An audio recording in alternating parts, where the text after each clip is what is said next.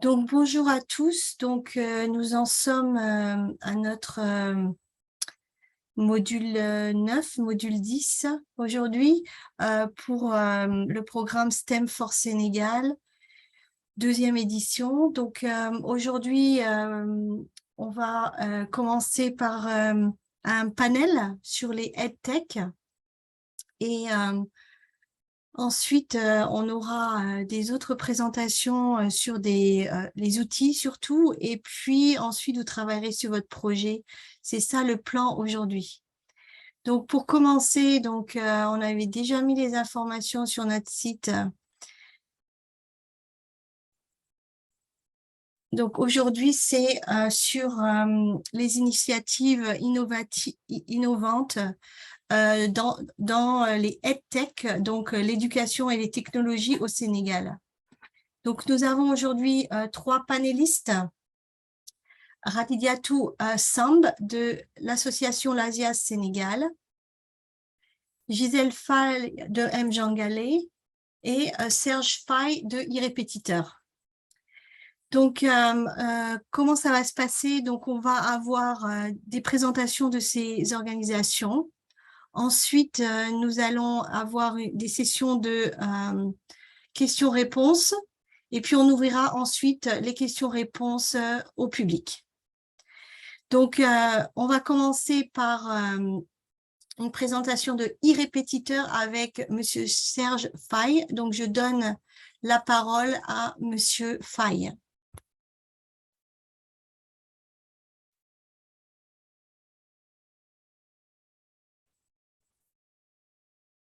Bonjour à tous.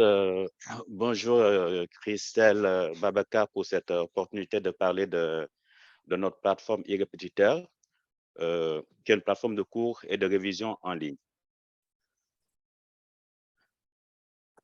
Bon, voilà. Je suis chef de projet scientifique et technique et en même temps entrepreneur social. Aujourd'hui, je suis le CEO de Focati Solutions et j'ai un parcours sur trois domaines de compétences qui sont la démographie, la santé publique et tout ce qui est enseignement et formation. Donc, j'interviens comme formateur à l'Université Paris 8 en France sur tout ce qui est base de données et à l'Université Paris Dakar sur tout ce qui va être veille sanitaire.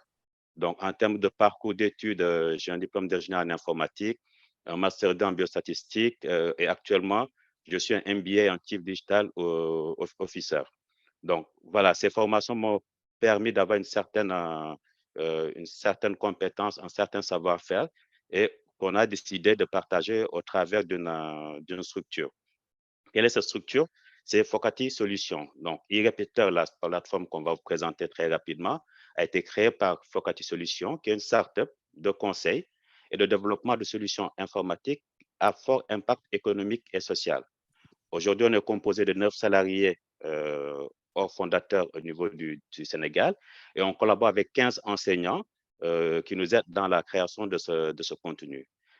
Qu'est-ce que Irrépétiteur? C'est une plateforme de cours et de ligne dont l'objectif, c'est de créer des contenus pédagogiques en ligne et hors ligne qui sont orientés révision, haute évaluation, mais à la fois pour aider les élèves à préparer les évaluations et les examens. Et ces contenus pédagogiques ont été créés, conçus, créés et documentés par des enseignants de formation. Quand on dit enseignants de formation, c'est leur métier, c'est des diplômés qui ont les certificats, les aptitudes nécessaires, avec une certaine expérience des évaluations, des examens. Et tout ce contenu est conforme au programme officiel. Et quand on dit conforme, on suit pas à pas, on suit à la lettre le programme officiel, à savoir les phares. Et donc, en 4 mots, ce qu'on peut dire de notre plateforme, on respecte le programme à la lettre. On a une approche complémentaire qui vient renforcer le contenu pédagogique que les élèves ils reçoivent en classe. Cette plateforme permet une évaluation mixte sous forme d'exercice, sous forme de QCM, dans l'objectif de permettre à l'élève de suivre sa progression et aussi d'être suivi par nos tuteurs. Voilà en gros ce qu'on pouvait dire de notre concept, de notre apport au niveau de l'éducation. On crée des solutions qui permettent d'accès en contenu, en savoir réalisé par des professionnels de l'enseignement et accompagné par une équipe digitale. Voilà. Merci beaucoup. En tout cas, je reste ouvert aux questions par rapport à notre solution.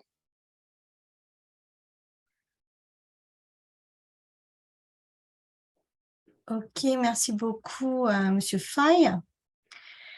Donc, on discutera plus en profondeur de la plateforme, etc., tout à l'heure. Mais on va passer tout de suite à une présentation de Madame Radhia Toufal.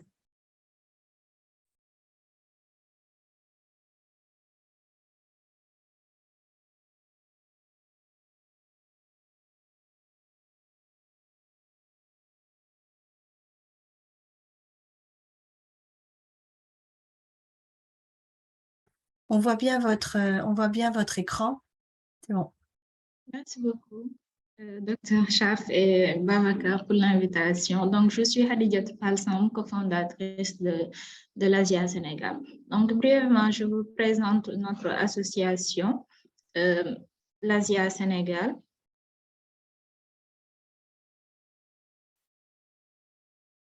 L'Asia veut dire Learn, Act, Share, Inspire. Et le A est une ouverture que l'on veut et qu'on l'on assume sur le monde.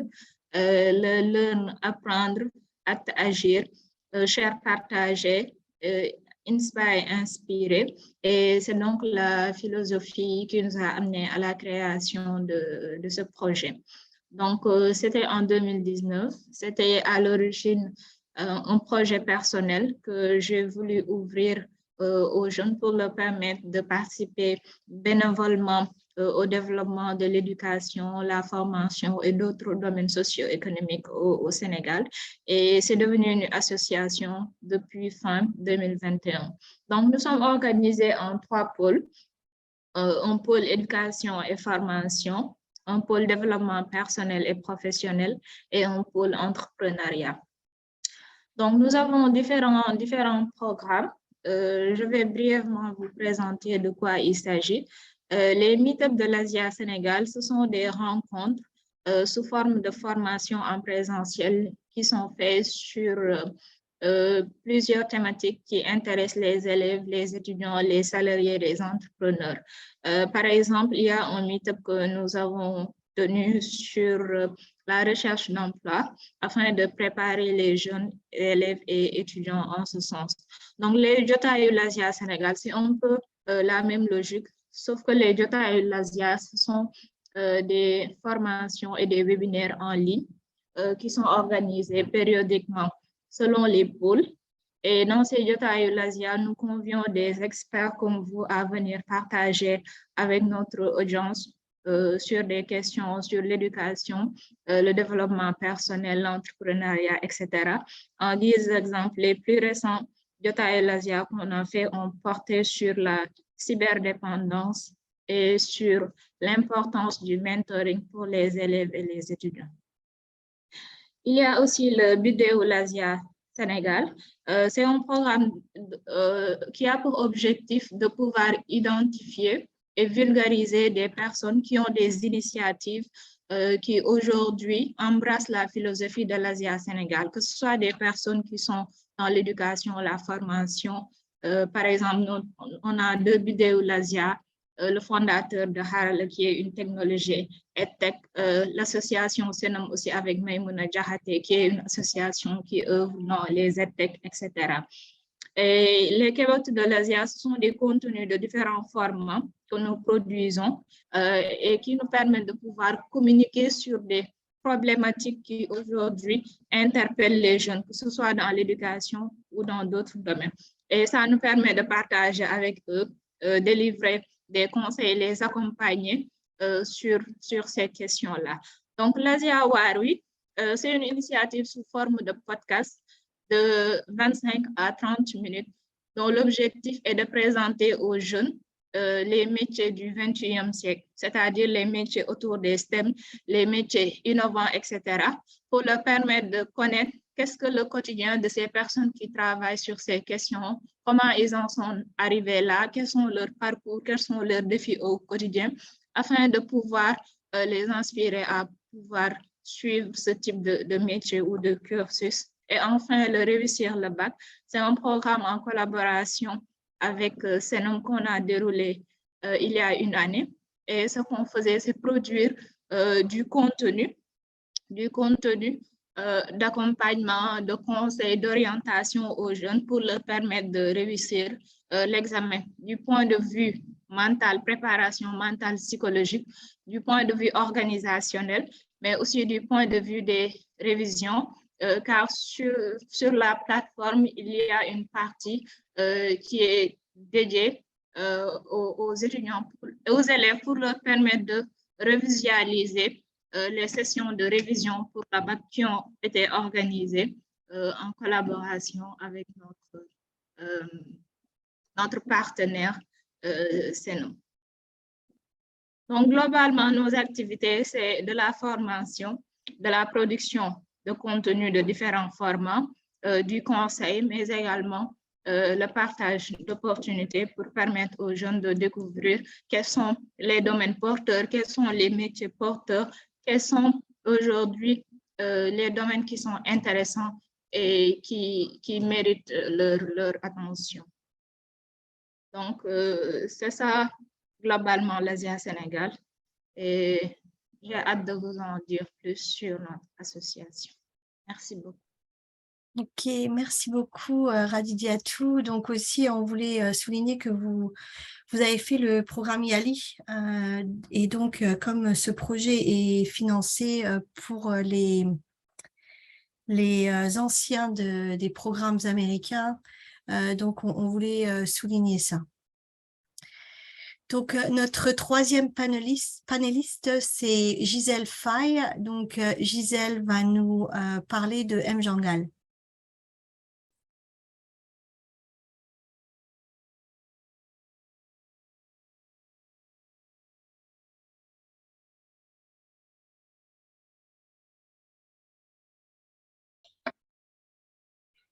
Vous voyez mon écran? On voit... oui, c'est bon. C'est bon, ok. Ouais, c'est parfait. Vous m'entendez aussi? Oui, on t'entend aussi. Ok. Bonjour à tous, je m'appelle Gisèle Faye, je suis formatrice et responsable de tout ce qui est innovation au sein de Mjangalé. Donc, pourquoi Mjangalé? Nous savons que les technologies numériques sont en train de transformer l'économie mondiale et les compétences numériques occupent une place primordiale dans le développement d'un pays. Et qui parle de développement parlera forcément d'éducation. Et quand on se concentre à l'échelle nationale, nous voyons que le Sénégal est la plupart du temps doté d'outils, mais pas d'environnement adapté à cette transformation. Donc, nous avons des cas d'exemple dont le témoignage de cet élève. Son école dispose d'une salle informatique, mais hélas, n'a jamais eu la chance d'avoir une formation en informatique, alors qu'elle aimerait travailler dans ces nouveaux métiers dont tout le monde parle. Donc, le constat est là. Nous avons plusieurs faits. La découverte tardive de l'informatique, des technologies, tout ce qui est coding, cette disparité qui existe, peu de filles dans les études et carrières technologiques et le manque d'activité pour développer les soft skills. Donc, c'est pour cela nous avons décidé d'œuvrer dans l'éducation avec le numérique tout en respectant le contexte local. Donc, nous sommes une école numérique qui initie tout ce qui est technologie aux élèves allant du CI à la terminale. Nous avons pas mal de formations dans la programmation de robots et drones. On enseigne le développement web avec HTML. Nous avons aussi un atelier sur la fashion tech. Donc, c'est un atelier qui associe les élèves qui font de la couture et les élèves qui sont dans le système classique. Donc, ceux qui sont dans le système classique, c'est eux qui vont développer, donc qui seront dans la partie technologique, et ceux qui font la couture vont créer les modèles, et c'est un exemple d'association entre mode et technique, et technologique du moins. Nous créons des kits éducatifs, nous avons aussi créé des applications mobiles. Donc, on a un exemple d'une de nos applications mobiles qui s'appelle Kodou. Donc, c'est un jeu pour les jeunes enfants, pour les initier à la technologie. Nous travaillons avec pas mal d'acteurs, que ce soit national, que ce soit international. Donc, voici en gros Mjangale. Merci à tous.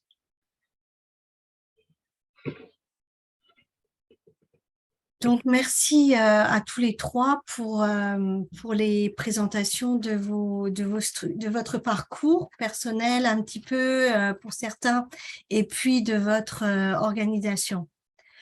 Donc, je vais revenir sur des questions d'abord d'ordre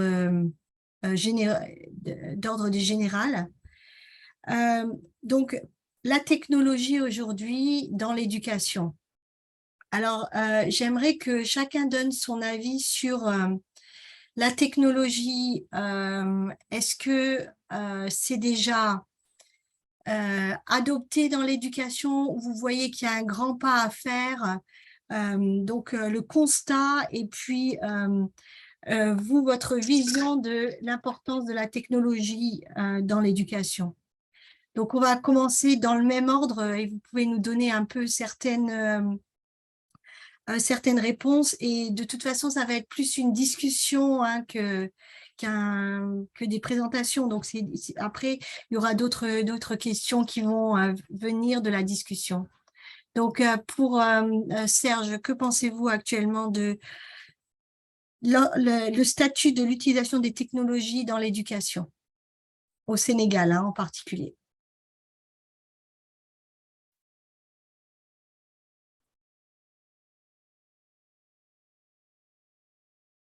Donc, Serge, pardon, je ne sais pas si vous m'entendez, j'ai l'impression que vous êtes aussi, que c'est frozen pour le moment. J'ai l'impression que Serge... Ok. Là, je crois que vous êtes revenu, oui. Oui, en fait, d'activer le micro. Ok. C'est bon, vous votre connexion Internet m'entendez semble shaky là pour le moment.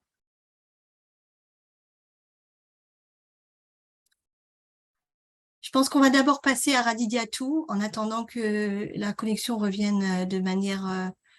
Est-ce que vous m'entendez? Pas très bien. Pas très bien, Serge.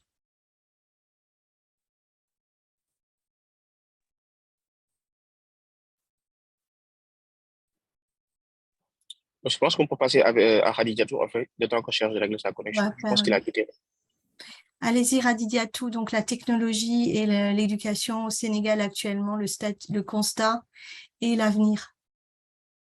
Je pense qu'aujourd'hui, quand on parle de technologie, on ne peut pas mettre de côté technologie et tous les domaines d'activité et l'éducation n'y échappe pas. Donc, ces technologies sont très, très bien utilisées dans les classes, dans les activités d'enseignement-apprentissage, mais je dirais qu'il y a encore un très, très, très grand pas à faire pour une meilleure adoption de ces technologies et une meilleure utilisation de ces technologies et une meilleure insertion de ces technologies dans l'éducation au Sénégal. Et l'enjeu se situe au niveau de trois choses. Déjà, il faudrait une volonté politique pour, en tout cas, pouvoir harmoniser, pouvoir développer des stratégies et une vision nationale sur l'intégration des TIC dans l'éducation, dans les activités d'enseignement, apprentissage. De même, il y a une chose qui est, disons, nécessaire ou obligatoire, c'est aujourd'hui le besoin de former les enseignants à pouvoir mieux utiliser ces technologies et à pouvoir augmenter leurs compétences en termes de technopédagogie. Il y a aussi un paramètre non moindre à prendre en compte, c'est l'état des infrastructures. C'est l'état des infrastructures, de la connectivité. On sait qu'il y a beaucoup d'efforts qui ont été faits. L'accès à Internet aujourd'hui est démocratisé de plus en plus, mais il y a un réel problème d'infrastructure. Je pense que Mme Faye de Mjangale en a parlé et je pense que c'est des questions qu'il faut résoudre et ça va nous permettre d'avoir une meilleure intégration des technologies au niveau de l'éducation au Sénégal. Il y a quand même des pas qui ont été faits. Je vais nommer la création, par exemple, de l'Université virtuelle du Sénégal, qui à ce jour a près de 50 000 étudiants. Deuxième université après l'Université Cheikh Anta Diop. Même dans les universités sénégalaises, vous verrez que de plus en plus, il y a des offres de formation qui se basent sur le numérique, les technologies de l'éducation, la formation en ligne à distance. Et de même, c'est adopté de plus en plus par les business schools et les autres écoles. Donc oui, il y a cette présence, mais il y a aussi beaucoup de travail à faire pour pouvoir amener cette réalité à un autre niveau. Merci. Merci. Gisèle, que pouvez-vous ajouter en fait sur cela et je veux dire peut-être se concentrer sur le niveau au collège et au lycée, pour l'enseignement au collège et au lycée cette fois? Pour moi, les faits parlent d'eux-mêmes.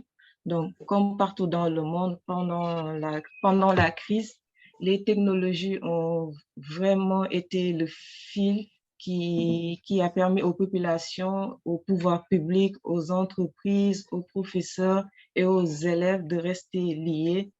Et face à des enjeux de développement complexes, elles ont aussi permis de libérer l'innovation et de permettre à l'éducation sénégalaise de s'affranchir, entre guillemets, du processus traditionnel et de pouvoir sauter les étapes de mutation apportées par le e-learning.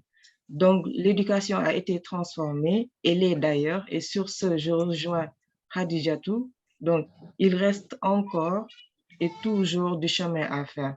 Et pour moi, il faudrait que l'éducation dans les techs investisse davantage dans le développement des compétences pour ce qui serait la main-d'œuvre sénégalaise. Donc, permettre une production d'applications, de contenu adapté aux besoins locaux, qui permettrait de délocaliser tout ce qui est services comme le secrétariat, les éditions, tout ce qui est saisie de données, services bancaires. Donc, pour moi, il faut veiller à ce que les gens aient ces compétences nécessaires pour les utiliser et il faut commencer à la porte, c'est-à-dire en commençant par les élèves et étudiants. D'accord, merci. Donc, j'ai aussi posté dans le chat, j'ai posté les liens des organisations de l'Asia Sénégal, de e-répétiteur et de Mjangal. Je suis de retour. Ah, ok, très bien. Voilà, donc j'ai dû switcher sur mon téléphone. Voilà, donc j'ai rattrapé quelques discussions. Nous, ce qu'on a constaté, effectivement, comme l'ont dit mes camarades, le Covid, partout dans le monde, a enclenché cette marche vers le numérique parce une continuité pédagogique. Mais ça a été aussi l'occasion de voir que tout n'était pas opérationnel. Donc, les gens ils vont directement sur cette partie de l'enseignement à distance du e-learning parce qu'on est connecté, on a un téléphone, on a peut-être un savoir-faire. Mais aujourd'hui, il y a beaucoup de manquements. Et le premier que nous, on a noté, c'est la compétence. Nous, aujourd'hui, on travaille avec 14 professeurs qui sont réguliers. On se rend compte que, ne serait-ce que dans cette capacité à créer un PowerPoint, à restructurer son cours pour être conforme, en tout cas, à des modes de diffusion, ça pose problème. On a été nous-mêmes obligés de les former à réaliser des PowerPoint à partir des objectifs officiels, recréer un contenu pédagogique. Donc ça, c'est la première difficulté qu'on a rencontrée, c'est que les professeurs en soi ne sont pas tous outillés à l'idée de dire que moi, je conçois mon cours en format numérique que je peux facilement partager. L'idée de dire qu'on partage avec certains enseignants votre contenu via un Google Drive est pratiquement impossible. Pour certains, c'est du génie. L'autre difficulté, c'est qu'aujourd'hui, faire un contenu pédagogique demande des ressources. Nous, on fait des contenus pédagogiques sous forme de vidéos, sur lesquelles on a besoin d'avoir un professeur qui soit à l'aise avec la caméra. On a besoin d'un technicien qui va enregistrer cette vidéo, qui va devoir faire les animations, faire tout le montage, et de serveurs assez puissants pour pouvoir diffuser ça. Et donc, ça, c'était le premier problème. Donc, si aujourd'hui, on veut se lancer sur le e-learning, sur tout ce qui va être, en tout cas, ces nouvelles diffusions de connaissances à travers l'Internet, il y a des métiers qui doivent accompagner la pédagogie. Et le troisième problème, c'est l'histoire des ressources. Nous, rien que pour cette plateforme qu'on a mis en place, on a 2 serveurs qui tournent à plein régime pour pouvoir optimiser tout le processus. Et là encore, on a des difficultés. Et si demain, on veut généraliser ce type d'enseignement, cela suppose que en tout cas, nos leaders puissent mettre en tête qu'il faut des ressources matérielles sur lesquelles il faudra investir. Nous, c'est ce qu'on a retiré en tout cas de notre expérience de 3 ans. Problème de compétences au niveau des enseignants, donc du matériel dernier cri pour pouvoir concevoir tout ce contenu, et des ressources informatiques pour pouvoir diffuser et rendre ça très accessible à toutes les personnes, en évitant que l'accès à Internet soit une barrière à l'accessibilité de ces contenus. Oui, donc vous avez mis en avant des points vraiment importants là. Et puis, justement, dans cette formation, vous parlez justement à des enseignants, donc ils vont après aussi pouvoir vous parler de leur expérience et puis d'ajouter en fait à ce que vous venez de dire. Donc, j'aimerais maintenant aussi qu'on revienne à vos solutions. Chacun, quand vous avez présenté vos solutions, de nous dire un peu plus qu'est-ce que c'est votre solution justement en termes de contenu. Donc, est-ce que c'est des vidéos? Est-ce que c'est du contenu plus écrit? Bon, on en a parlé un petit peu, il y a des podcasts et tout ça, mais j'aimerais qu'on y revienne pour chacun d'entre vous. Comment vous voyez justement votre contenu? Aussi, je pense que certains ont des applications mobiles et pourraient un peu nous parler aussi de ça. Donc, quelle est votre solution en termes de comment vous délivrez votre solution également? Donc, on va commencer peut-être par Gisèle et on reviendra après à Radidiatou et à Serge, pour pas toujours aller dans le même ordre. Donc, quelle est votre solution en termes de comment est-ce que justement, est-ce que vous avez des vidéos, est-ce que vous avez des apps, est-ce que vous êtes en ligne ou est-ce que vous êtes en face à face beaucoup plus, etc. Donc, pour notre solution, on fait des cours en ligne, on fait des cours en présentiel, on fait des cours en mode hybride, mi-présentiel, mi en ligne. Nous voulons aider les enfants à développer un ensemble de compétences approfondies, donc pour réussir dans le monde où tout n'est qu'un clic. Donc, on essaie d'affiner tout ce qui est enseignement des sciences, de la technologie, de l'ingénieur, des mathématiques dans tout le pays. Donc, on est présent dans toutes les régions du Sénégal et en leur donnant une base solide dans tout ce qui est compétences essentielles, les compétences dont on parle, tout ce qui est collaboration, pensée critique, communication, créativité. On essaie aussi de démystifier les outils parce qu'au Sénégal, on a cette approche que le téléphone et l'ordinateur n'est là que pour aller sur WhatsApp, aller sur plus aller sur des choses ludiques que sur des choses qui permettraient d'avoir un gain derrière. Donc, essayer de démystifier les outils en sensibilisant déjà les élèves et en sensibilisant aussi les parents derrière. Donc, on a un programme dans ce programme-ci, programme de développement professionnel des enseignants. Donc, on leur offre des formations, des mentorats avec des équipes pour les guider dans tout ce qui est éducation du 21e siècle et pour pouvoir par la suite améliorer les résultats et faire face à ces transformations numériques. Nous faisons des études aussi, donc parce que derrière ces programmes, nous donnons les données pour des études donc, qui sont axées sur la demande et des recommandations politiques qui pourraient être exploitées par les décideurs. Donc, des recommandations qui pourraient être acceptées par le gouvernement et qui pourraient aussi modifier la politique gouvernementale en quelque sorte. Nous faisons des échanges, des sensibilisations avec les chefs d'établissement parce qu'ils ont un impact puissant sur les élèves et les enseignants.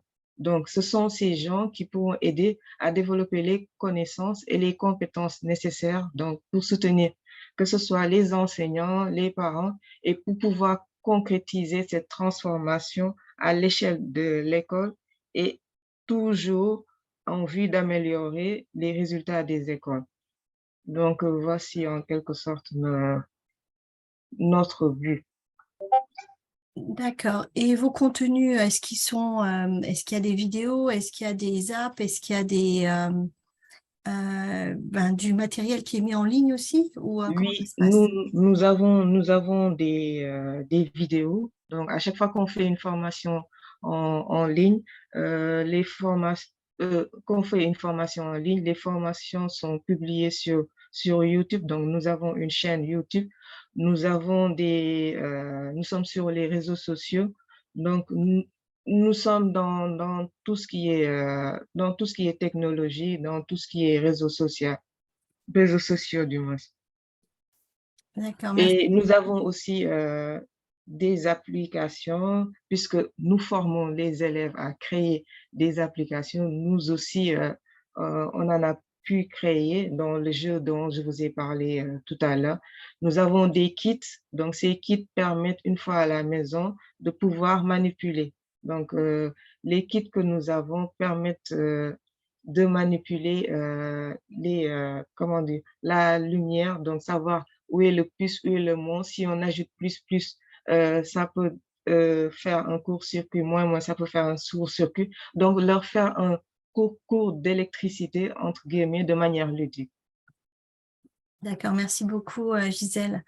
Donc Radidiatou, et vous, comment ça se passe pour prendre une de vos formations à l'Asia Sénégal? Comment est-ce que vous enseignez, quel matériel vous utilisez, etc. Merci. Merci beaucoup. Comme je l'avais précisé, nos activités sont principalement de la formation en présentiel pour ce qui est des meet-ups, mais également à distance avec les Jotayu L'Asia et d'autres activités pour les formations à distance. Nous faisons aussi un peu de conseil et d'orientation des élèves et des étudiants sur le site web. Il y a un chat, donc souvent nous recevons des requêtes de conseils, de recommandations, etc. Sur l'existence de certaines formations, sur la recherche d'emploi, sur certaines difficultés que ces élèves ont. Donc, ils ont le réflexe, quand ils viennent sur le site, de nous écrire sur le chat et ça nous permet de communiquer avec eux, de pouvoir les orienter. Et si ce n'est pas un savoir ou une expertise qui est disponible dans l'équipe, on peut référer ces élèves et ces étudiants à d'autres personnes qui font partie de notre réseau. Au-delà, nous partageons beaucoup de contenu à caractère pédagogique, mais aussi informationnel à travers nos programmes Québec de l'Asia, nos programmes l'Asia Wari, nos programmes vidéo l'Asia. Et pour les supports, nous utilisons un ensemble diversifié de supports, un support texte par exemple, pour ce qui est du site web, les articles, on utilise principalement du texte avec des images, des illustrations, des chiffres, etc. Mais également, nous déclinons ces contenus en support adapté pour les réseaux sociaux. Donc, au-delà, il y a les vidéos qui viennent principalement des webinaires qui sont enregistrés et également partagés sur l'ensemble de nos réseaux sociaux. Les podcasts, ce sont les versions audio disponibles en ligne de nos webinaires, Jotaayu Lazia, mais également du programme Lazia Waarwi. Je vous l'avais présenté, c'est un programme de podcast de maximum 30 minutes où on met en avant les métiers du 21e siècle. On a déjà présenté, par exemple, le métier de photographe, le métier de Fab Manager, le métier d'IT Manager, pour ne nommer que cela. Et ce contenu de podcast est disponible sur plusieurs plateformes en même temps. On peut dire Spotify. En plus de Spotify, c'est disponible sur Encore, sur Google Podcasts, Radio Public, etc. À la base, nous utilisons Encore pour héberger ces contenus de podcast et c'est cette plateforme qui prend en charge le partage de ces contenus sur les autres plateformes. Nous faisons également des webinaires. C'est la version utilisée, la version de formation synchrone utilisée pour les formations à distance via souvent la plateforme Zoom, car ça nous permet d'avoir un enregistrement non seulement vidéo, mais audio. Et c'est cet enregistrement qui est utilisé pour pouvoir préparer tout ce qui est podcast. Il y a également des présentations sous format slide, sous format PowerPoint, mais également des outils de réseaux sociaux qu'on utilise, par exemple les Spaces sur Twitter. Durant la journée des femmes dans les STEM, nous avons organisé un Space avec des femmes scientifiques qui sont venues partager avec les jeunes élèves et étudiants sur leur métier et les enjeux des femmes dans les STEM. Donc, c'est ce que nous faisons globalement au sein de l'Asie. Merci beaucoup. Donc, j'en arrive à Serge, si vous pouvez nous dire un peu plus justement sur la plateforme e-répétiteur et bon, qu'est-ce que c'est exactement, quel genre de contenu on y trouve, qui vient sur cette plateforme, etc. Voilà, merci Christelle. Donc, e-répétiteur, nous, on est parti de la définition même du e-learning qui consiste, qui est l'utilisation de nouvelles technologies multimédia, de l'Internet, pour améliorer la qualité de l'apprentissage en facilitant d'une part l'accès à des ressources et services et d'autre part les échanges et la collaboration. Donc, on s'est dit, si on veut faire les choses de cette manière, donc on est parti d'un principe très simple en disant qu'on va créer ce qu'on appelle une classe virtuelle. Qu'est-ce que cette classe virtuelle? Cette classe virtuelle va permettre de regrouper des apprenants, des élèves d'un même niveau avec des professeurs des matières correspondantes.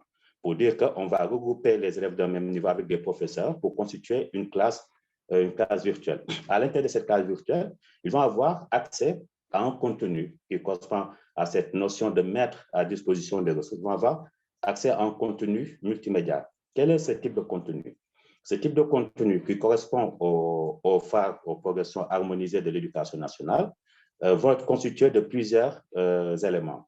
Le premier élément, c'est une fiche de synthèse qui est souvent en format PDF, qui est un résumé du cours ou de plusieurs cours, qui est accessible même en téléchargement et qui permet à l'élève d'avoir l'essentiel d'un cours. Sur la base de ce cours, qui peut être théorique sous la forme de démarches et méthodes qui peut être de type travaux dirigés, on va faire un enregistrement vidéo par le professeur qui va rentrer en détail sur les éléments de cette fiche de synthèse, soit en précisant les aspects théoriques, en décrivant davantage la démarche ou en ponctuant cette démarche théorique avec des exercices et des solutions. Et donc, comme on a une fiche de synthèse, un cours vidéo associé à cette fiche de synthèse, on va aussi permettre à l'élève de s'auto-évaluer via des QCM ou en tout cas de s'auto-évaluer à travers des exercices. Et c'est ça qui va constituer le contenu pédagogique dans e-répétiteur, une fiche de synthèse, un cours vidéo qui vient préciser cette fiche de synthèse, appuyer ou même corriger des exercices et la possibilité de s'auto-évaluer. Donc, ça, c'est ce contenu. Les élèves rentrent dans une classe, ont accès à ces informations. Et pour rentrer dans ce concept de partage, d'échange, on permet à cette classe d'avoir un forum de discussion, forum dans lequel vont pouvoir interéchanger, poser des questions où les élèves vont répondre, les professeurs vont répondre. On va aussi les permettre de déposer des documents, de partager des documents qui peuvent être des exercices corrigés, qui leur permettront en tout cas d'échanger davantage. Ça, c'est le fonctionnement de façon générale de e-Repeater. Et à l'intérieur de cette classe virtuelle, qu'est-ce qu'on peut faire? On peut créer une séance en live parce qu'on a du Zoom intégré dans cette classe pour permettre aux élèves de suivre en direct les explications, le cours d'un professeur. Et ce cours en ligne est automatiquement enregistré. Et la particularité qu'on a par rapport à Zoom, c'est qu'on n'a pas besoin que les élèves aient un compte Zoom. On n'a pas besoin que le prof dispose de son propre compte Zoom. On utilise un compte Zoom intégré à notre application. Donc, on va avoir une classe, donc plusieurs classes. On va permettre également les élèves de ces différentes classes de pouvoir interagir sous la forme d'un réseau social. Donc, qui vient sur cette plateforme? Aujourd'hui, on s'est limité pour le moment aux classes d'examen. Donc, on va avoir les classes de terminale, on va avoir les terminales scientifiques, les terminales littéraires et les classes de troisième, parce que c'est les classes pour lesquelles on a déjà le programme complet conçu, qu'on va dérouler en suivant la progression trimestrielle et mensuelle. Comment on diffuse cette information? Cette information est diffusée à travers notre plateforme web et notre application mobile. On a deux plateformes. La plateforme web a été développée avec des outils classiques, hein, c'est du WordPress, et l'application mobile vient se greffer sur cette plateforme pour pouvoir permettre aux élèves, aux apprenants, d'accéder à ce contenu. Et comme c'est une application mobile, on a un mode offline qui permet, quand l'élève, l'apprenant, a la connexion Internet, il va télécharger l'ensemble des cours qu'il souhaite, et ces cours sont à l'intérieur de son téléphone, et le jour où il a envie de voir ses cours sans Internet, il arrive à revoir ses cours, à revoir les fiches PDF. Donc, en gros, on rend l'apprentissage nomade. Le seul point de départ, c'est d'avoir aujourd'hui une connexion qui permet de charger le cours dont on a besoin et de le revoir autant de fois qu'on le souhaite. Donc, dans cette histoire de classe virtuelle, c'est un peu comme les groupes sociaux qu'on retrouve dans Facebook, dans WhatsApp. On peut en créer autant qu'on veut. On peut les regrouper à l'intérieur d'un établissement. On peut créer une école virtuelle. À l'intérieur de l'école virtuelle, on va créer des classes virtuelles. À l'intérieur de ces classes virtuelles, on va y intégrer des élèves, des professeurs qui vont avoir le même fonctionnement à l'école, mais avec un aspect 100% numérique. Donc, des documents téléchargeables, des contenus qu'on peut visualiser online, offline, et des personnes qui vont jouer le rôle de professeur et le rôle de tuteur. Voilà. Juste une précision, on diffuse aussi à travers les réseaux sociaux, mais ces diffusions permettent tout simplement de rediriger les utilisateurs vers notre application. Donc, merci pour toutes ces infos et pour justement revenir, alors, avoir votre avis. Alors, on est toujours quand même dans des conditions au Sénégal qui sont assez difficiles au niveau de l'Internet. Donc, est-ce que vous, à e-Répétiteur, comment est-ce que vous réagissez face à justement aux problèmes d'Internet rencontrés par les élèves en général et puis aussi les enseignants et toute la population en fait? Nous, au début, on a voulu trouver des partenariats avec les opérateurs pour avoir des abonnements à coût réduit qui permettraient un accès illimité à Internet sur nos domaines, de tout ce qui était e-Repeater.sn, que les élèves puissent y accéder à coût réduit. C'était tombé sur l'oreille d'un sourd. Et la solution qu'on a trouvée, c'est d'intégrer un mode offline. Mais cela on a réglé en partie le problème. Il faut juste que l'élève ait une première connexion Internet. De se dire que moi, j'ai une connexion Internet. Non, je suis dans telle classe, c'est l'ensemble du cours du premier semestre, par exemple. Je les télécharge. Ça se télécharge en moins d'une minute le cours. Et une fois qu'il a téléchargé ce cours reste dans son téléphone. Voilà. Aujourd'hui, il y a une première difficulté qui est là, et cette difficulté peut être résolue si, par exemple, les municipalités avaient, par exemple, des accès gratuits à Internet pour les élèves, parce que nous, on est une initiative privée, on ne peut pas tout faire à la place du gouvernement, je m'en désole. Mais voilà, il y a ce frein à l'accès à Internet. Malheureusement, les opérateurs qu'on avait contactés n'ont pas compris la nécessité de faciliter l'accès à Internet à des apprenants sur une plateforme dédiée à l'apprentissage, en nous demandant des coûts qui dépassaient largement les coûts d'une flotte professionnelle. En gros, aujourd'hui, les opérateurs, en tout cas dans notre démarche, facturaient plus cher la connexion Internet à un élève qu'à un professionnel qui veut utiliser son téléphone. Donc, nous, on s'est rabattu sur le mode offline. Ça permet de résoudre, en tout cas, ça permet de réduire drastiquement le besoin de connectivité, mais il reste encore ce premier problème de dire qu'il me faut une première connexion pour pouvoir charger mes cours. Dans les perspectives d'IREPT, on est en train de voir cette possibilité de pouvoir, dès le début, fournir en tout cas aux élèves des tablettes, des téléphones qui intégreraient par défaut l'ensemble du contenu pédagogique, mais qui se déclencheraient à un moment opportun. En gros, en disposant de cet outil, vous avez par défaut l'ensemble du programme. Et pour pousser l'élève à respecter la progression, parce que ce n'est pas pertinent de dire en œuvre de terminale ou de laisser en œuvre de terminale, d'aller voir les cours du deuxième semestre qui nécessitent des prérequis qu'on doit avoir au premier semestre sans qu'il ait eu ces prérequis. Voilà, donc ça, en tout cas, c'est notre prochaine phase, c'est de dire que voilà, un élève qui va prendre un abonnement chez IREPT pourra disposer d'une tablette avec l'intégralité du programme officiel, mais ce programme officiel ne va pas aller plus rapidement, le programme 3 de IREPT ne va pas aller plus rapidement que le programme officiel. Question de dire qu'on reste dans cette optique on apporte un complément à l'enseignement classique.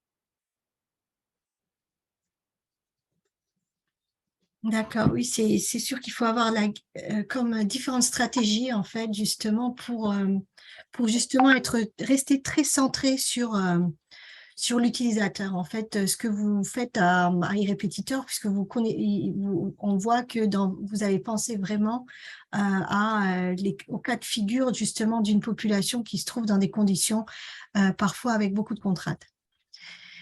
Donc, je vais encore poser une question à chaque intervenante et on passera aux questions du public. Donc, je voulais demander à Radidiatou, parce qu'elle en a un petit peu parlé aujourd'hui, des initiatives qui se focalisent sur les femmes.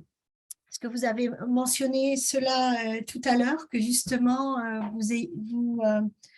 vous avez certaines initiatives dans ce sens. Donc, est-ce que vous pouvez un peu nous parler plus de, justement, les femmes dans les STEM, les femmes dans les sciences et de ce que vous faites dans ce domaine? Merci beaucoup pour la question. Nous n'avons pas un programme spécifiquement dédié ou orienté sur les questions des femmes. Mais nous savons aujourd'hui que les femmes sont sous-représentées dans ce qui est du domaine des sciences, des technologies, de l'ingénierie et des mathématiques. Déjà, c'est une chose qui peut se remarquer dans les institutions de formation, mais également dans la pratique de ces métiers aujourd'hui et de ces carrières. N'empêche, il y a eu beaucoup d'efforts qui ont été faits et beaucoup d'avancées. On voit de plus en plus des femmes investies sur cette question et c'est la raison pour laquelle nous avions organisé un space. C'est comme un webinaire hébergé sur Twitter où on donne la parole aux femmes expertes dans les domaines des STEM. Donc, le prétexte, c'était la célébration de la Journée mondiale des femmes dans les sciences.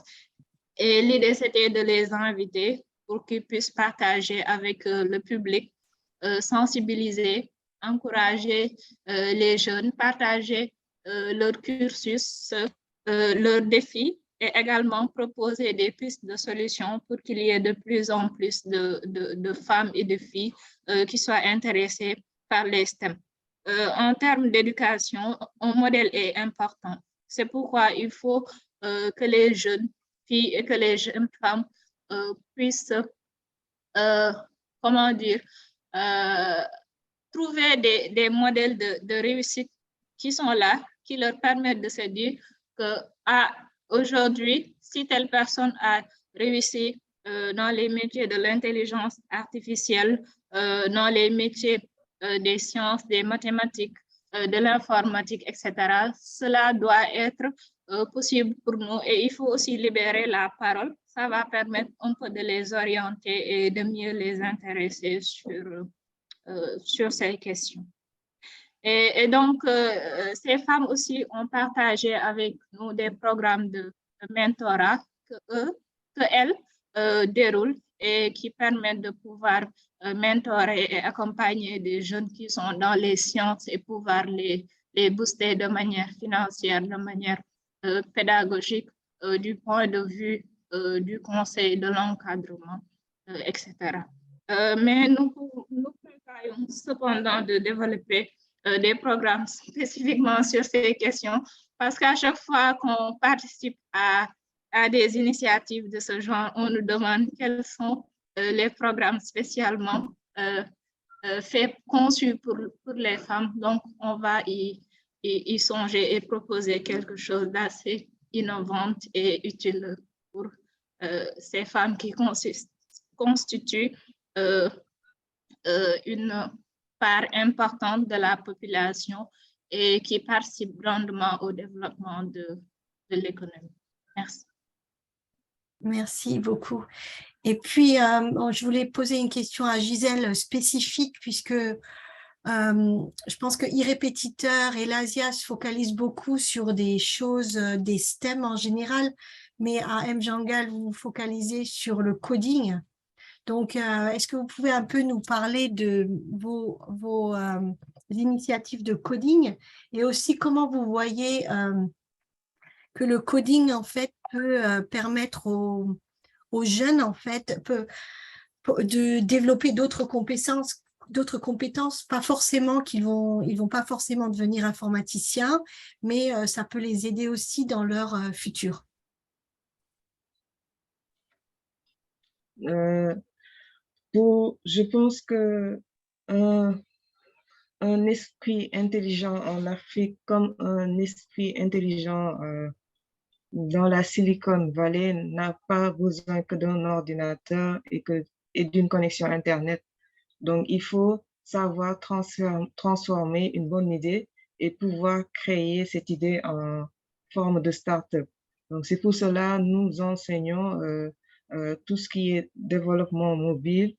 Nous aidons les élèves à pouvoir créer des applications mobiles pour que dans le futur, ces applications mobiles puissent servir à quelque chose. C'est vrai que c'est des formations de 3 jours et à la sortie de ces formations, c'est des prototypes qui sont présentés, mais on veut que derrière, que ces prototypes soient usuels, donc soit quelque chose qui serve à la population sénégalaise ou peut-être même à la population internationale. Donc, c'est pour cela nous avons les outils donc pour montrer comment vraiment devenir une start-up, comment devenir une entreprise, comment devenir autonome. Ok, très bien. Donc, oui, si vous permettez, oui, allez-y. Une petite précision. C'est vrai que nous, on s'est focalisé dans nos explications enseignement général, mais aujourd'hui, on est en train d'expérimenter quelque chose. On s'est rendu compte, si on prend les classes de terminale scientifique, que nos professeurs ils venaient avec des courbes tracées à la main. Et donc, on est en train d'expérimenter avec ces professeurs comment on va former à la programmation en utilisant ces langages liés à la mathématique, comme du Python, du MATLAB, du R, pour dire qu'aujourd'hui, ça n'a pas de sens d'apprendre à un élève connecté à les probabilités de façon théorique, alors que des langages peuvent lui permettre de mettre ça en application. Donc ça, c'est quelque chose qu'on est en train de tester en laboratoire pour les préparer sur cette transition universitaire. Moi, j'ai remarqué quand j'ai atterri dans le domaine scientifique, des étudiants, des doctorants et ils tapaient la première fois en ordinateur quand ils devaient écrire leur mémoire. Et nous, on s'est dit que si on doit aller pousser dans cette voie de l'excellence, il faudrait que sur certaines matières qui vont être liées à l'outil informatique de demain, il faudrait que nous, on commence à l'intégrer aujourd'hui dans notre cursus de formation. Voilà. Pour la petite parenthèse. Oui, bien sûr, oui. Merci beaucoup pour oui, cette parenthèse. Oui, donc en fait, on va maintenant pour pour animer un peu plus le débat, on va laisser les enseignants aussi participer. Donc les enseignants, si vous voulez bien lever votre main avec l'outil pour qu'on puisse prendre vos questions. Donc, est-ce que vous avez des questions?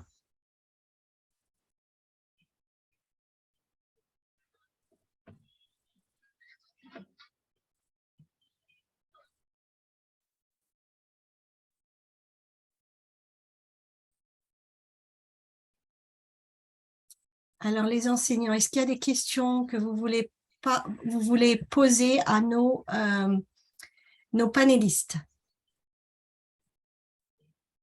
Ok, je vois, je ne sais pas si c'est... Donc, si vous avez une question, vous pouvez unmuter votre micro. Je vois quelqu'un qui s'appelle Samsung qui voulait parler, mais je ne suis pas sûre.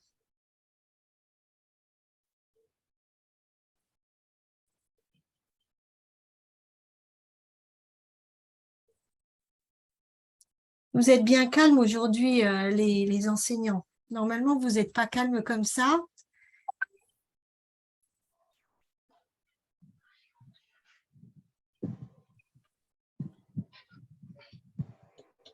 Alors, est-ce qu'il y a quelqu'un qui a unmuté son micro pour parler?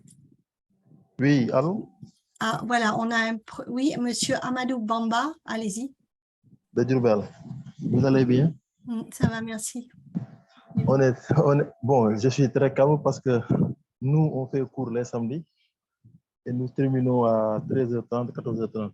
Du coup, c'est difficile de suivre en même temps que, voilà, on ne peut suivre qu'aux intercalaires. Donc, on a suivi quelques étapes seulement et nous remercions nos panélistes déjà. Et peut-être qu'on va envoyer les questions plus tard quand on va revoir encore la vidéo le soir. Et ainsi, on va reformuler d'autres questions. Mais pour l'instant, on est en train de suivre, mais difficilement. Peut-être plus tard, à la pause. D'accord, merci beaucoup. Oui, c'est vrai que bon, les cours ont repris, etc. Donc, mais on a une question de Mamadou Mouri Diallo. Et après Kumba et après Monsieur Walindiaï. Oui, bonjour tout le monde. Bonjour. Ok, la question j'ai deux questions. Maintenant, ces panélistes-là, comment faire pour accéder à leur formation? D'abord, ma première question, est-ce que les panélistes organisent une formation pour leurs outils d'utilisation? Est-ce qu'ils forment des enseignants à utiliser ces outils? La deuxième question, c'est même maintenant, s'ils font une formation, comment faire pour accéder à cette formation-là? Par exemple, moi, quand je veux participer à cette formation, comment je vais faire pour y accéder? Merci beaucoup. Donc, allez-y. Kumba, allez-y, posez votre question aussi. Bonjour à tous. Bonjour Christelle, bonjour à tous. Bon, j'ai suivi avec attention l'intervention des trois présentateurs. J'avoue que c'est irrépétiteur. J'ai eu quelques informations auparavant par rapport à irrépétiteur. Et je me souviens même, il y a une fois, j'ai été contactée pour faire partie des enseignants, mais malheureusement, c'est l'éloignement. Je suis un peu loin par rapport à leur siège. C'est pourquoi je n'ai pas pu participer. Hein.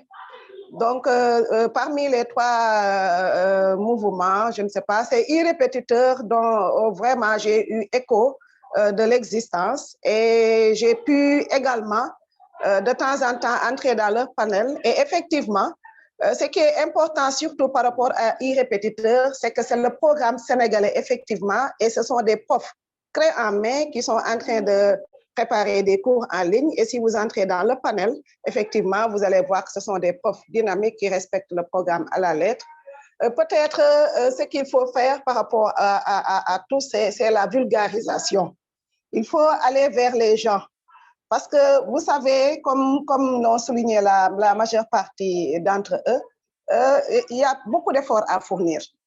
Que ce soit au niveau des enseignants, que ce soit au niveau des apprenants, le numérique quand même, il faut qu'on le reconnaisse, est très en retard au Sénégal. Il faut le reconnaître quand même. Parfois, vous êtes dans les établissements, vous avez de bonnes salles informatiques, de bons ordinateurs, mais bizarrement, il y a certains établissements, il manque, par exemple, des techniciens qui sont là pour bien diriger les élèves. Parfois, il y a des établissements qui ont tout, hein, mais on voit une lenteur, une passivité. Ça signifie qu'il y a beaucoup d'efforts à fournir dans ce sens, Christelle. Voilà. Et là, quand même, malgré tout, quand même, il y a certains qui font des efforts, Donc, je remercie vraiment les présentateurs. Ça a été très clair, sincèrement, ça a été très clair. Et au moins, ça nous donne du courage. Ça nous donne du courage quand même. Mais il faut surtout que nous, les enseignants aussi, nous y mettions. Voilà, surtout les enseignants. Nous avons beaucoup d'efforts à faire. Il faut que quand même nous fassions des efforts supplémentaires par rapport au numérique, à l'enseignement en ligne. Voilà, Christelle, c'est les quelques mots que je voulais ajouter par rapport à ça. Merci beaucoup. Donc, on va répondre à la question de M. Mamadou Diallo et puis à ce que vous dit Madame. Donc, peut-être, les répétiteurs, vous pouvez commencer par les répondre. Voilà. Merci pour les questions. Donc, voilà. Concernant la formation, bon, pour le moment, on est un peu égoïste. Donc, nous, on forme les profs partenaires, les profs en tout cas qui sont membres de l'équipe pédagogique de e-répéteurs, à être autonomes. Qu'est-ce qu'on appelle être autonome?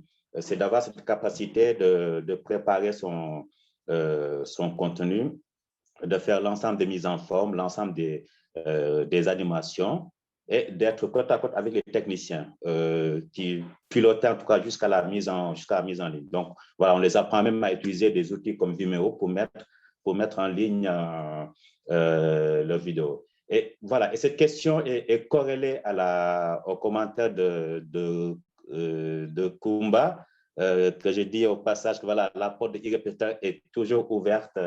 Vous êtes la bienvenue. Et effectivement, c'est la même chose. Les écoles ont des salles informatiques inexploitées parce que tout simplement, la question de comment on va utiliser la salle informatique n'a jamais été peut-être mis sur la table. C'est vrai que si les professeurs ne sont pas formés à l'outil informatique, ne serait-ce qu'à l'idée de pouvoir dire que moi, je prépare mes cours au format numérique, que je peux présenter sous forme de PowerPoint, que je peux partager avec les élèves, là, ça ne va servir à rien du tout. Que si derrière, on n'identifie pas les ressources pour les élèves iront à la salle informatique, c'est juste peut-être pour aller sur Facebook, sur les réseaux sociaux, au lieu d'aller peut-être sur une plateforme qui leur permettrait d'avoir un apprentissage. Donc, nous, dans nos offres, on a prévu une offre B2B vers les écoles. Et comme j'ai expliqué tantôt, nous, on peut offrir à une école cette capacité d'être digitale. Ça veut dire quoi? Ça veut dire qu'à l'intérieur de e-répéteur, l'école peut avoir sa propre classe virtuelle, va avoir son espace dédié et créer ses classes, et tout cela géré par les professeurs. Et dans ce cas, c'est nous, Focati, qui se chargeons de former les enseignants, parce que tout ce que les enseignants vont mettre sur cette plateforme sera cloisonné uniquement pour l'école. Voilà, ça, c'est des possibilités qu'on va lancer là dès le 1er novembre. Et c'est pour cette raison qu'on a toujours été cohérent avec le programme, de dire qu'aujourd'hui, une école peut venir sur e-répéteur, avoir son propre espace, les professeurs sont formés pour que le professeur crée son PowerPoint, le partage à l'intérieur de la plateforme, pour que le professeur puisse utiliser notre outil de messagerie interne, au lieu d'envoyer au responsable de classe un exercice, et ce dernier va devoir le transférer à toute la classe, il va juste poster sur l'application l'exercice et tous les élèves reçoivent cet exercice. Voilà, mais je pense que les deux sont liés. Il faut juste revoir, moi, ce que je dis, l'e-learning, en tout cas, l'enseignement dans une forme beaucoup plus large, en partant du principe qu'on peut pas se passer des enseignants. Aujourd'hui, si on veut démocratiser, en tout cas, ces façons de faire, la première des choses, c'est de former les enseignants de telle sorte qu'ils puissent créer un contenu numérique, savoir comment le créer, savoir quels sont les outils de diffusion qui sont à leur disposition et de pouvoir diffuser. Autrement, on va faire de beaux discours, mais rien ne va se passer. Voilà. Merci beaucoup. Est-ce que aussi, vous pouvez dire, on va passer à Radiatou, mais peut-être et à Mjangal, comment est-ce que comment est-ce que les enseignants peuvent participer à vos formations, mais aussi comment est-ce qu'ils peuvent envoyer leurs élèves à vos formations? Pour ce qui concerne les formations, nous procédons via des invitations par mail à notre base de données. Donc, il faut devoir s'abonner à notre newsletter pour être sur notre base de données. Donc, quand on organise des formations, on diffuse les visuels, les bios, les liens d'invitation à ces gens par mail. Et on communique aussi beaucoup à travers les réseaux sociaux. Donc, nous encourageons les personnes qui sont intéressées par nos activités à s'abonner à la newsletter, mais également de nous suivre sur l'ensemble de nos réseaux sociaux où nous partageons souvent des ressources, des opportunités, mais également communiquons sur les formations que nous organisons habituellement. Gisèle, quelque chose à ajouter? Nous sommes présents, nous aussi, sur les réseaux sociaux. Nous sommes présents sur Facebook, Instagram, LinkedIn. Donc, si vous voulez être au courant de nos formations, abonnez-vous à notre chaîne YouTube, abonnez-vous à nos pages Facebook, que ce soit Instagram et Twitter et LinkedIn. Et vous aurez assez souvent des nouvelles puisque l'on partage assez toujours nos formations. D'accord. Donc, on va prendre deux autres questions. Ça sera les dernières questions. Donc, Monsieur Ndiaye et Monsieur Oumar Seidi, est-ce que vous pouvez nous dire quelles sont vos questions? Ça sera les dernières questions de la journée. Voilà, bonjour les panélistes. Vraiment, je vous remercie de votre exposé. Voilà, bon, la première question que je voudrais poser, donc, il y a un de mes collègues donc, qui l'a posée, c'est-à-dire donc la formation des enseignants. Mais d'après les réponses, j'ai entendu que M. Serge Faye qui dit que donc ils sont un peu égoïstes parce qu'ils forment uniquement les profs partenaires. Maintenant, comment faire donc pour être un prof partenaire? Voilà. Et aussi Mjangal et aussi l'ASIA. Maintenant, après la formation, est-ce que vous délivrez des diplômes ou bien des certificats, etc.? Parce que moi, franchement, je suis intéressé pour la formation. Parce que moi, personnellement, je ne suis pas très bien donc, aux outils donc, de la technologie, alors que je suis un prof de sciences. Donc, franchement, lorsque notre principal, parce que dans notre école, on a une salle informatique. Donc, le principal nous disait que quels sont les profs qui sont intéressés ou bien qui sont volontaires pour animer ou bien pour apprendre les élèves, donc l'informatique. Moi, qui suis donc en alphabet, entre parenthèses, donc aux outils informatiques, donc je ne pouvais pas participer. Parce que ce que je pouvais donc au niveau donc des outils, c'est uniquement ouvrir mon ordinateur, donc écrire au niveau donc de Word, faire la mise en forme, tout simplement. Donc c'est pourquoi donc je vous demande comment vous allez faire pour que après la formation, que nous soyons par exemple des ingénieurs en informatique par exemple, comme moi. Merci beaucoup vraiment. Ok, avant de répondre, on va demander à la question de Oumar Seidi aussi. Je ne sais pas, mais vous avez baissé votre main. Oumar Seidi, vous voulez dire quelque chose? Non, ok. Bon, donc on va prendre donc cette dernière question, donc irrépétiteur, ensuite Radidiatou et ensuite Gisèle. Et on va terminer là.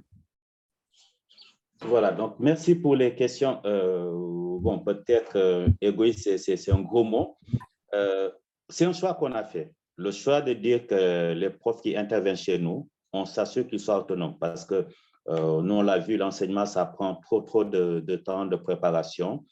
Et l'idée, c'était de ne pas les surcharger avec une activité annexe. Aujourd'hui, comment faire pour être irrépéteur? Il suffit juste d'aller sur notre plateforme, nous contacter et il y a une option demande de partenariat. Qu'est-ce qu'on appelle partenaire chez nous? C'est un enseignant qui accepte de créer des contenus pour la plateforme ou qui accepte de suivre des apprenants ou qui accepte en tout cas de modérer un forum de discussion. Et pour un de ces trois rôles, et même créer des QCM, et pour ces rôles, nous derrière, même le rôle le plus minime, on vous forme aux outils informatiques en se disant que l'activité que vous allez faire pour e-répéteur ne doit pas vous faire perdre du temps. On va former à optimiser votre travail avec l'ordinateur. Effectivement, bon, on est une initiative privée, on ne fait pas dans le bénévolat. Donc, toute activité qui est réalisée au niveau de la plateforme est rémunérée à sa juste valeur. Donc, c'est comme ça, quand je dis plus de 15, c'est 15 enseignants. Mais aujourd'hui, quand on totalise les enseignants qui sont passés chez nous, on doit être dans le centaine. Voilà. Nous, c'est notre façon de faire. Vous contribuez à une activité de la plateforme et on vous forme au niveau du digital pour que vous soyez autonome, pour que vous puissiez avancer. Et chaque intervention, derrière, il y a une rémunération qui va avec. Voilà, mais nous, dans le passé, on a fait des demandes de partenariat. Malheureusement, quand on a un formulaire, on va avoir une centaine de candidats, voire même plus. Et dans ces centaines, on va trier pour voir ceux qui sont des formations, des professeurs de formation. On ne va pas avoir une dizaine. Voilà, après, il y a des arguments, l'éloignement. Mais aujourd'hui, on a revu notre façon de faire. On a même des partenaires qui sont à Tamba, on les fait venir les week-ends pour pouvoir formaliser avec eux le contenu, l'enregistrer. Parce qu'on est parti du principe qu'une bonne plateforme d'e-learning, en tout cas dans l'enseignement général, ne peut pas se faire sans la collaboration, sans le partenariat des enseignants qui sont dans les classes et qui connaissent les difficultés des élèves, qui connaissent les limites du système et qui vont nous aider à pointer ces difficultés, ces limites pour améliorer l'enseignement. Donc, en tout cas, moi, je lance un appel à tous les professeurs qui sont connectés aujourd'hui. Voilà, vous voulez devenir partenaire, le seul critère, c'est d'être un enseignant de formation. On ne demande pas à des étudiants de créer de contenu, non, on demande à des gens qui sont dans les classes, qui ont été formés pour ça, de créer de contenu pour nous. Voilà. Merci beaucoup. Donc, peut-être, est-ce que quelqu'un d'autre veut ajouter quelque chose, Gisèle ou Radidiatou, sur cela?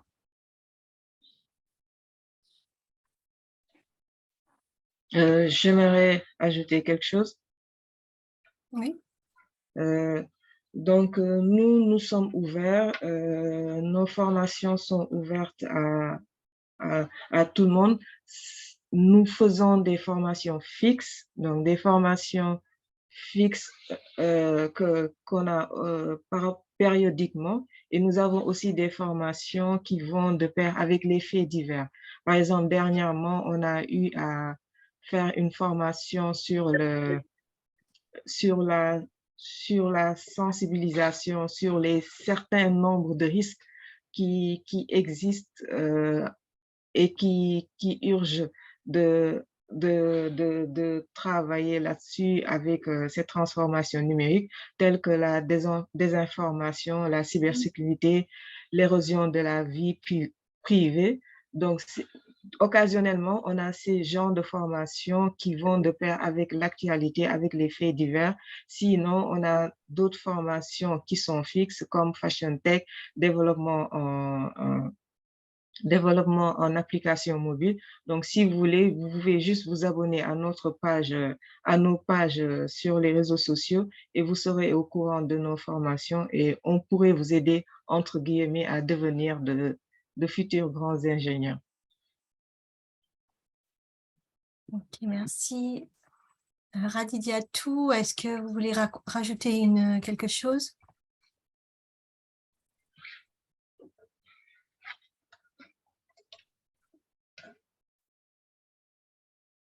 Ok, je ne sais pas si Radidiatou...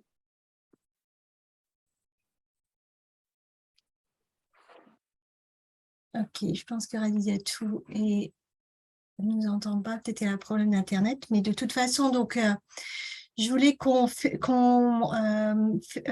remercie vraiment vivement nos 3 panélistes.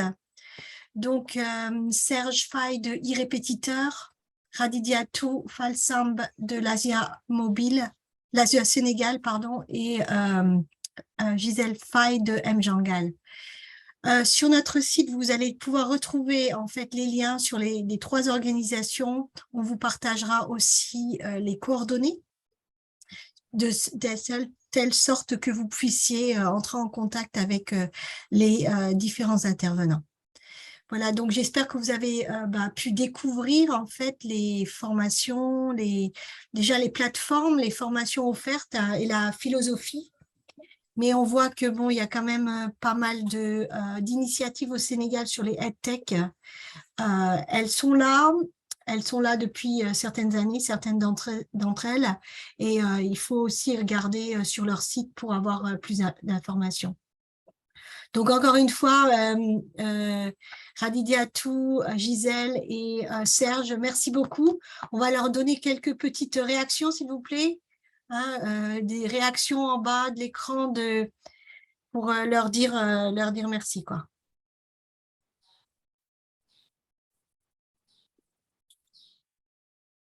Ok, très bien, dans le chat, on voit. Et puis, donc, s'il y a d'autres questions, de toute façon, on les fera parvenir aux intervenants. Donc, merci beaucoup. Donc, on va terminer là pour le panel et on va prendre une petite pause avant de partir pour la deuxième partie du programme. Merci beaucoup à tout le monde. Merci. Merci beaucoup. Au revoir. L'invitation, c'était un plaisir de partager avec vous tous. Merci. Merci beaucoup, Radidiatou.